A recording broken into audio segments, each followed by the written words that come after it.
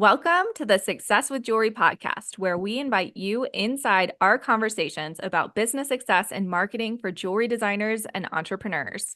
We're Larissa and Liz, jewelry marketing experts with a combined 16 years of experience in jewelry marketing and proven track records in helping jewelry brands meet their goals.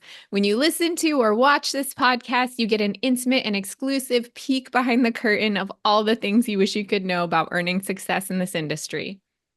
Welcome to episode 108. Today, we're going to discuss the importance of planning and tips for effectively doing it. Stick around for the bonus content where we'll share some challenges designers face when planning and how to overcome them. Hey, Laryssa, let's get into it. Oh, it's our favorite topic. It's our favorite topic. I know this is something that I've been hearing from designers. I do quarterly chats with Stay Gold members, and I just keep hearing like, oh, I want to plan, but I'm not planning, or I'm struggling to plan. And I think that it's just such an important thing for designers to prioritize. Yeah. And before we started recording, we're talking about, okay, this episode's coming out. What did we say? December? I don't remember. I don't remember either like the last, either right before Thanksgiving or December. Yes. Okay.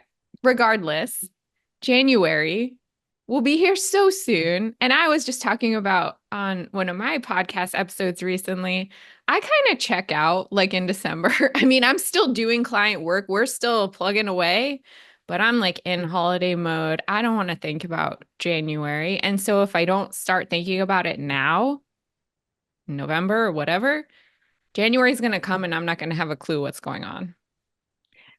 Yes, and that is the tricky thing about having Q4 being like one of the busiest times of the year because like it really does. Like you kind of like feel catapulted into the new year and that's challenging.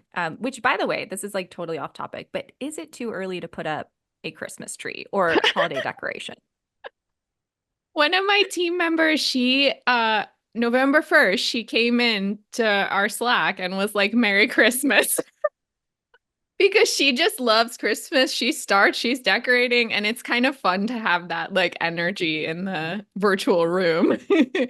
That is fun. I might put up my tree this weekend just because, I mean, Thanksgiving is so late this year, Yeah. which I think is challenging for like everyone who's like waiting for that Black Friday sale or waiting till after that or, figuring out how to promote this time of year. But anyway, I think I might put it up early just because, if you wait till after Thanksgiving, then you only have like 30 days of holiday Yeah, cheer.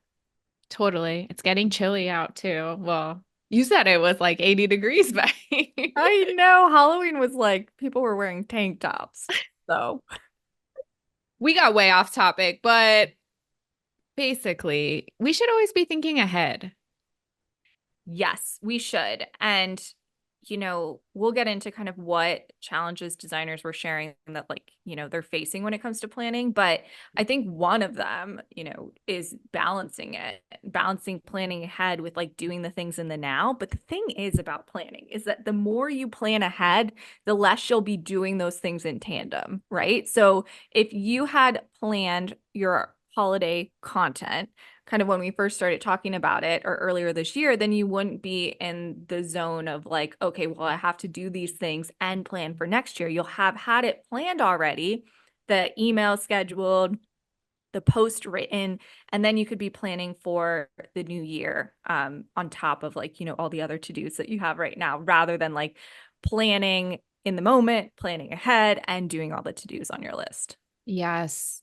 That's been coming up a lot in client meetings with us. I mean, our biggest goal on our end is to try to get people like set for holiday back in like September.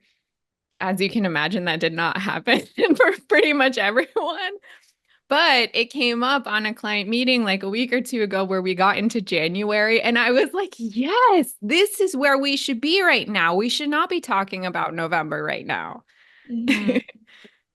Definitely. I think it's easier when you're a marketing department in a company because I've been that before and we were always like planning ahead for the new year in like October Mhm. and all of the like holiday stuff was already planned and I think that it's hard when you're like wearing all of the hats. I think that that's where it gets really challenging. Like you're doing all of the things and you have to like plan ahead. I think it's also hard to like prioritize. And we've talked about this before, like working on your business versus in your business, and like taking that time to step back and think more big picture. So why is planning important? A couple reasons, and I think you know these things, but let's just outline them real quick. One is it will save you time in the long run, even though it feels like a heavy lift up front. Once you do it, it will save you so much time. It also ensures a very cohesive message and it helps you stay consistent, which is how you're going to break through all the noise out there. It helps you be more creative too, because when you have runway, you can have a little bit more fun. You can try something new. You can implement something you haven't tried before. That's just not possible when you're doing stuff last minute. Definitely. So, a few tips to help you with this is like the first thing is like always get clear on your goals and your messaging. The clearer you are on those things, the easier everything else will be. And I know we've said this 100 times before, but like I feel like the more we say it, the more likely it is to stick into everyone's brain. But get Yeah. clear on your goals and your messaging. Also, this is a quote I saw on Instagram recently that I really liked. People connect with the what when they know the why. So if you are clear on your why and you're sharing that, right? How good is that quote? It's so good. When you know your why and are super clear on it and sharing it consistently, other people out there, your audience, your fans, they're going to want to purchase your product. I love that. We need an Instagram post about that. We do. I have to find the credit. I have it saved. But we'll share it on Instagram and I'll credit where I heard that. One thing I want to add to that too, it kind of ties into what you just said, but getting clear also on the experience that you want your customers to have. Like, how do you want them to feel? What do you want them to think when they like engage with you? And that will also help guide everything you do. That is so true. We just did a great chat with Becky from the blogger behind Diamonds in the Library in Stay Gold Collective, and we were talking about copywriting, and she was like, get really clear on like the feeling you want your brand to have, like the Mhm. feeling how you want people to feel when they read your writing. And I thought that was really interesting, and it aligns exactly with what you said. Like, how do you want people to feel when they're engaging with your brand? Yeah. Do you want them to have fun? Do you want them to feel aspirational? I don't know. There's so many ways people can feel. Probably Mhm. not sad. You don't probably don't want people to feel sad though. No, definitely not. Um, Also, I think that, I mean, I find the easiest way for me to plan for both myself and my clients, and like, I don't know how people do it otherwise, but think big picture first and like big picture general bullet points. I think that I would guess where people get stopped up, although this is not something I listed to chat about in the bonus episode, but I would guess where people get stopped up is like, oh, I have to plan, my first quarter for next year. Oh my gosh, I'm paralyzed with fear. I don't know where to start, kind of thing.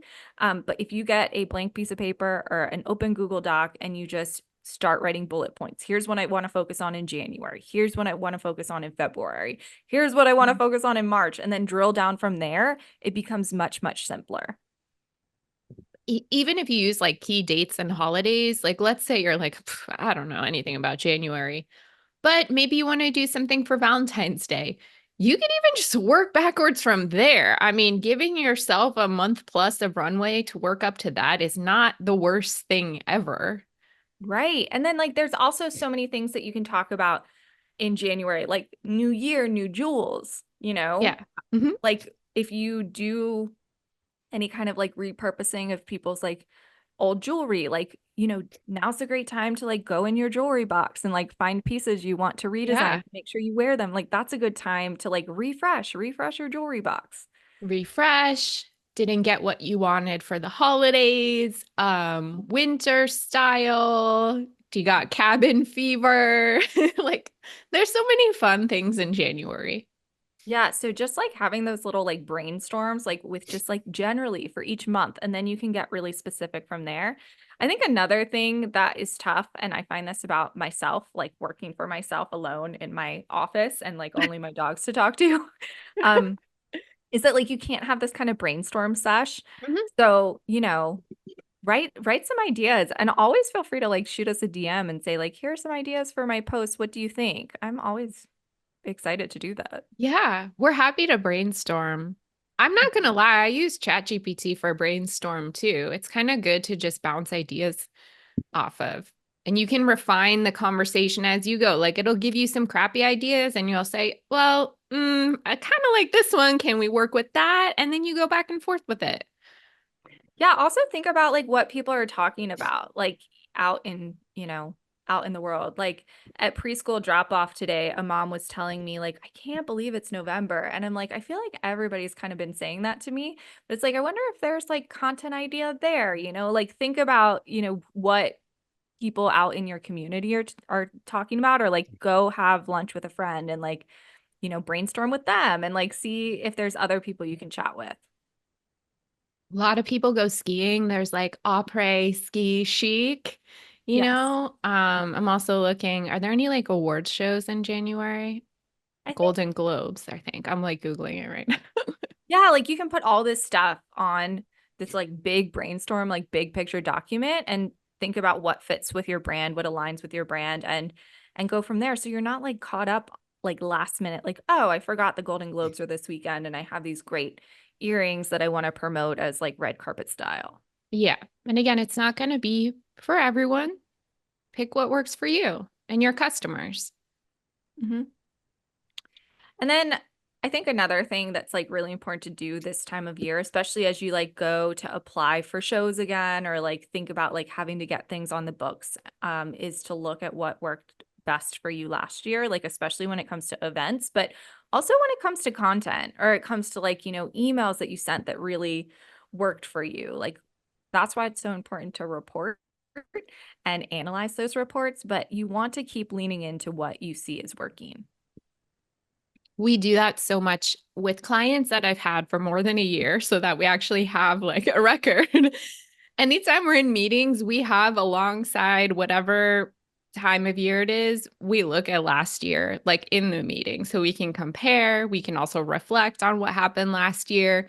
Maybe we just do the same thing because it was great. Why reinvent the wheel, you know? So you could save yourself time in that way also. I when I first started working, like a working career, my mom used to say to me like, "Oh, like jobs always get easier once you anniversary yourself." And I find it's Hmm. the same thing like working for myself, like, I started reporting on my own business like 2 years ago and like once I had that full year report and I'm about to have 2 years of reporting come this January, it's like that feels so good because you have something really to look back on. And same with like planning and like, if you're just starting your business out and you're like, oh, I'm like just kind of like, trying to figure out structure at this point. Like once you anniversary yourself on doing whatever that consistent thing is, like when it comes to planning that you're doing, it'll feel so much better. And you just have to start. Yeah.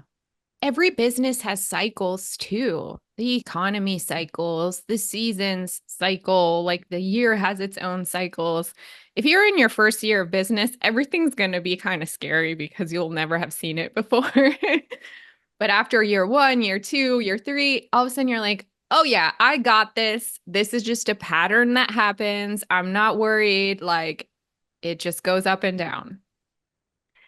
I Yes. And when you do own your own business, you have to create some of that structure. You have to create some of those things that you analyze and look at, and some of those, you have to put on your calendar when you want to sit down and plan and do those like, marketing meetings. And that Mhm. feels weird. But once you like put that on your calendar or decide what you're going to be doing and like create structure for yourself, it does become easier. That's a great use case for like an accountability buddy if you can find one. Even in your local community, they don't have to be a jewelry business, but maybe you guys meet once a month and just say, want to share some wins, some insights, and that kind of helps keep you on track and makes you feel less alone too. Mhm. So we want to know, do you struggle with planning? Visit successwithjewelry.com. And if you love the podcast, we'd love to hear from you. Send us a message or leave us a review. Thanks for being a part of the Success with Jewelry community.